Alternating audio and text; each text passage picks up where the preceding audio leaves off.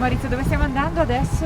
Andiamo a vedere un appezzamento qui in Sacatolo e andiamo a vedere la pesca con la pompetta.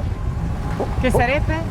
Sarebbe la pesca nostra, la pesca proprio delle bombole da bordo della barca. Poi di che andiamo a vedere un altro tipo di pesca, che sarebbe la pesca con i gabbioni.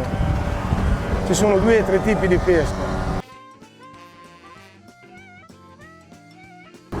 Cosa stanno facendo? Stanno pescando con la famosa pompetta, sarebbe come una rasca che viene trainata dalla barca, perché quando c'è alta marea non ce la facciamo andare in acqua.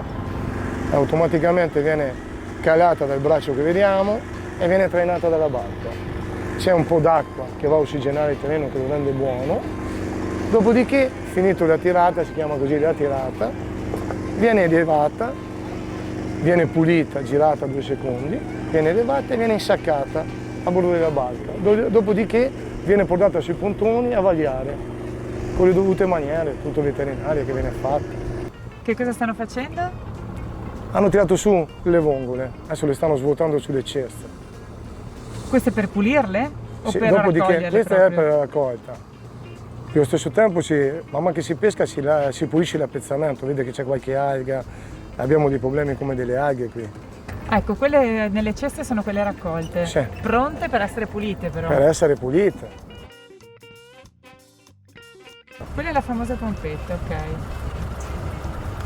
Che spara acqua sotto il mare. Sì, diciamo che getta un po' d'acqua, perché spara sembra una cosa brutta, invece Ok. va a ossigenare proprio il terreno, va a aiutarlo a renderlo più sabbioso, diciamo così.